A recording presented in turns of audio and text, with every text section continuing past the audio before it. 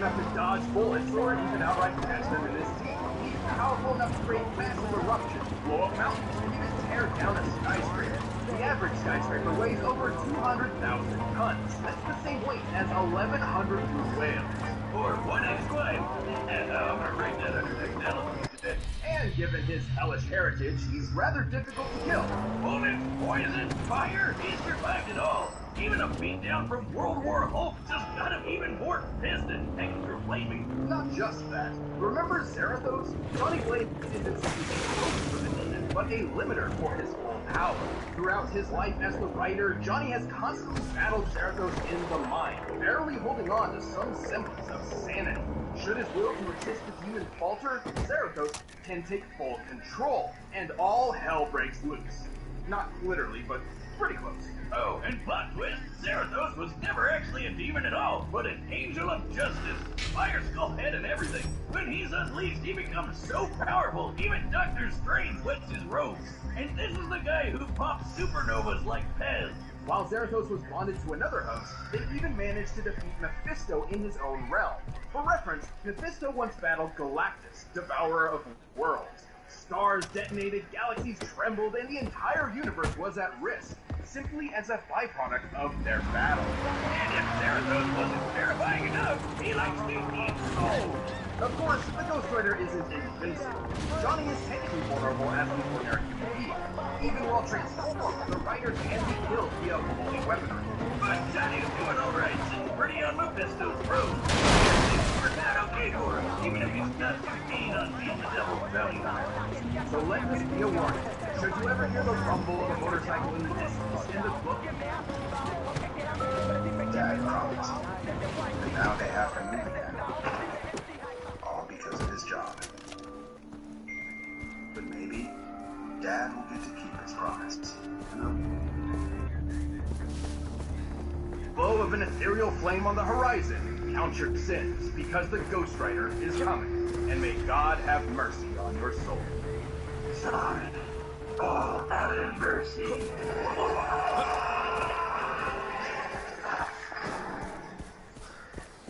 Let's turn the clocks back to a distant era of sin and debauchery. The 1990s. Inspired by the financial success of Watchmen and The Dark Knight Returns, comic writers started churning out grim and gritty superheroes by the dozen, like Cable, Azrael, and Overkill. Yeah, they were badass looking at first, but I mean, what's even happening here? It got so absurd that someone needed to knock these roided out monstrosities down a peg. The world needed a hero. No, a parody. Enter the planet Zarnia, once the brightest beacon of peace and happiness in the universe, until its inhabitants were annihilated by a biological catastrophe, leaving only one survivor, the last son of Zarnia, Lobo. The one that killed all the rest of them. A guy whose name literally translates in Sardian to "he who devours your entrails and thoroughly enjoys it." What? Awesome! Why wasn't I named that? Lobo is so unimaginably evil that his birth caused the midwife who delivered him to go insane. The first Zarnian to do so in 10,000 years. Some even think that Zardia was so perfect and good, the universe made Lobo to balance things out. Hey, didn't you say the same thing about me when we first met, Liz? That I did. Simply put, Lobo was unique and desired to be even more so. Thus, he ensured he was the only Zarnian alive in the universe. I fragged the rest of the planet for my high school science project. Gave myself an A. Yeah, he's definitely... This is mine now. Lobo left the desecrated corpse of his former home to become a bounty hunter, probably because it's the only profession that legally allows him to murder. No, Harvey, he'll murder you. Special gender-neutral insult in the name of my next motorcycle. Bastard! Fire! Dragon bastard! Anyway, Lobo's bagged some pretty crazy bounties across the universe, including Santa Claus, 2 near omnipotent dwarf gods, and even things that don't exist, apparently. And Lobo's Zarnian physiology is just as absurd to match. He possesses godlike strength, speed, and invulnerability, so much so that he can tear through hordes of superheroes like nothing. Should he somehow suffer damage, he also has an impressive healing factor. He's like if Superman and full head of babies, which is a lot more terrifying when I say it out loud. Did somebody say Deadpool? Now, go away! There. He's gone. Well, I think you had it in you. Oh, honey, that's not true. What have you heard? No one's ever really gone. See you later. I swear to God, I'll kill him someday. So, you had the replacement plan on that TV, right? And back on topic, Lobo can regenerate from its blood, and each one he sheds will actually grow into a completely new Lobo. No, I'm not making that up. No wonder there wasn't any war in Sardia. Nobody could kill these friggin' vestiges. It helps that he's also a and he knows well over 17,000 languages.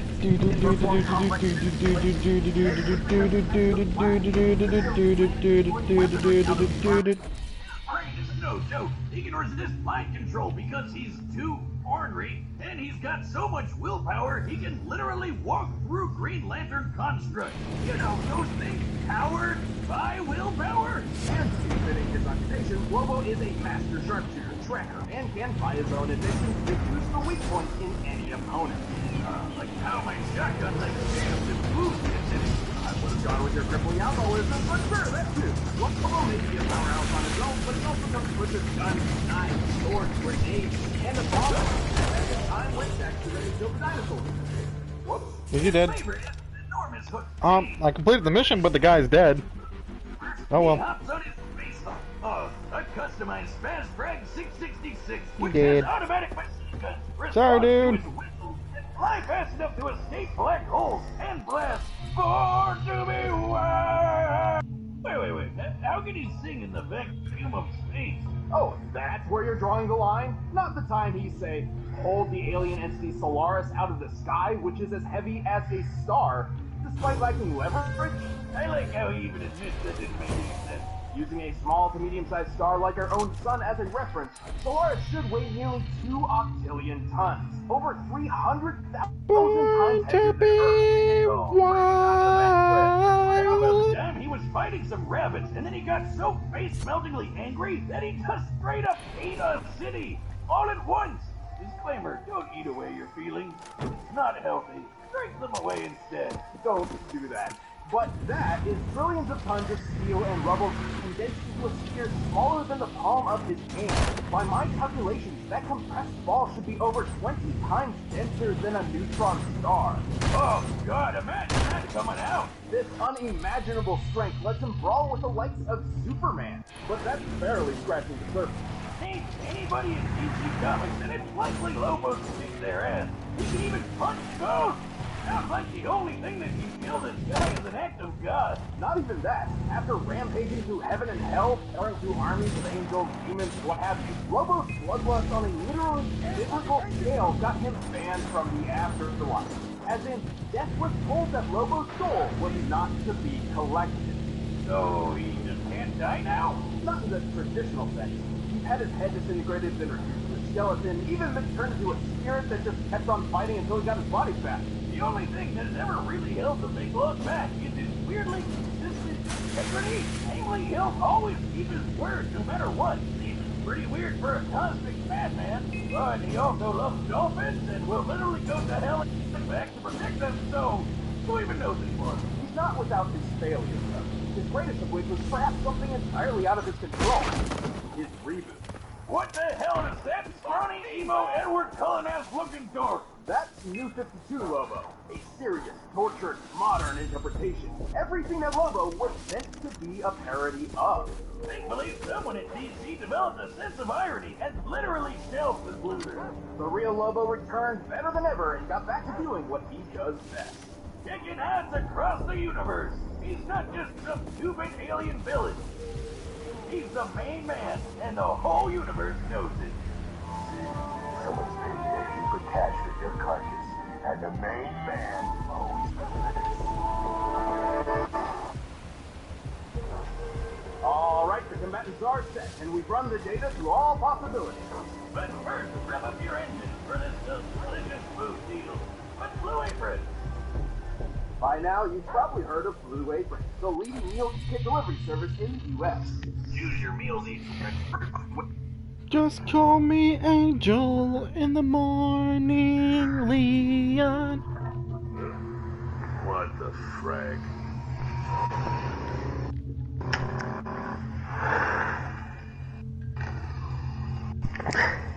Lobo of Sasha. Your sins are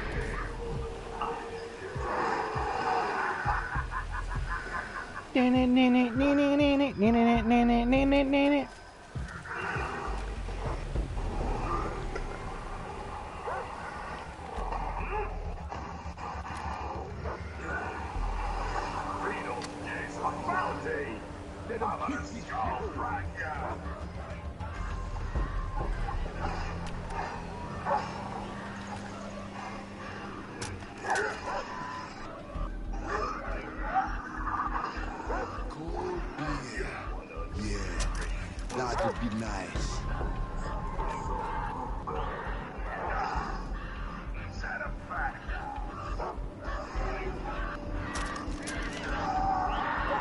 Shit.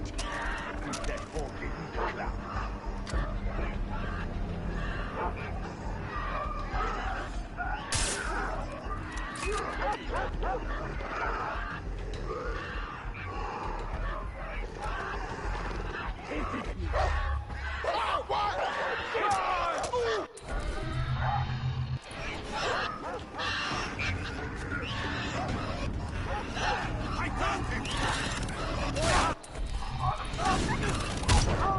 Oh god. Goodbye, Leon. It's been nice knowing you. I'm going to the bro afterlife. Bro! Bro! Yes, welcome to the bro afterlife. How may I help you? Yeah, see, I was killed in a horrific battle. And yeah, one of my friends recommended me this place, so I was like, you know what? Maybe.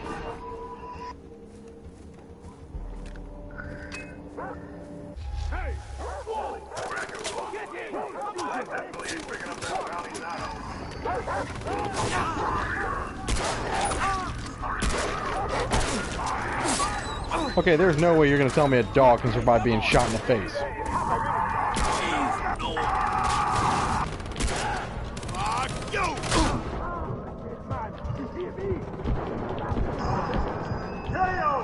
Damn, that was toasty. Wonder what Ghost Lobo tastes like. Being so absurdly powerful, Lobo definitely held a massive physical advantage against the Ghost Rider. Yeah, that was obvious. Skullhead took down a skyscraper while Lobo dragged around a frickin' sun. But Ghost Rider survived some pretty incredible things. Almost as incredible as these new shirts from store.roosterteeth.com. Simon plays Transformers, Talk about we gotta eat. Leebots in disguise. carry a holy weapon. Holy weapons when you're strong enough to crush a whole city. Couldn't he just overpower Johnny? A good question. However, do you recall how powerful Zarathos was? Zarathos was an equal threat to Mephisto, whose battles tore apart the universe. Once the Ghost Rider released his true power, Lobo's physical advantages hardly mattered anymore. But hey, the main man was super smart and probably couldn't figure out Johnny's weaknesses. But how is he gonna escape to find a holy weapon somewhere with a Hell Cycle outraged Mjolnir? Which one through them light? You can get, but since Lobo Matters. Death was of sensitive the tolerance. He did not enjoy fatalistic act for against it. And while Lobo had a high pain tolerance, he did not enjoy fatalistic agony and unending torture so much that he'd survive all of that at once. even if he did, Agony and unending torture so much that he'd survive all of that at once. even if he did, Zarathos could just gobble up his soul for a quick snack. The end. Easy as that. Lobo might just gobble up his soul for a quick snack. The end. Easy as that. Lobo was involved. Oh. Thanks for watching. Check out the new animation channel. Right now, the ball should be coming soon, but we've got the brains of That's Ethel, a damn but true evil. yet. It's a hero. To be correct, Oh, look, there can't hurt. Or No. electricity. Summon lightning. Move objects with Wishes to right. and get clean from manipulated green to an magic Solution of of the purple dose and an Oh, improved human.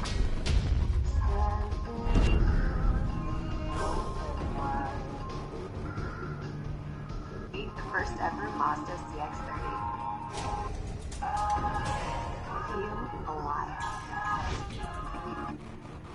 turn into a big blue bubble as a bit darkness. Successfully Even Ba-da-ba-ba-ba. Screw the animals. Summon darkness and even destroy. Thanks to his armor, it usually takes Being crushed within his shoot different. by men, and it was a atomic bomb step pain. Steel heads up. Isn't just I with his mind. They Weak battle, kill him away to my Chaos. God found in to keep his darkness safe. the 11th thy fellow commander and best friend, Leon Belmont. But as with most romances, he got screwed up by a homance. Have some tact. His wife died from a horrible illness. Was it third wheeling? I'm sorry, Win, but you can already tell this guy is evil because his name is Matt. I mean, I know we use Matt all the time to do the show, but sometimes one must embrace the darkness to see the light. Right. Anyway, Matthias' grief was so intense, he swore vengeance on God himself.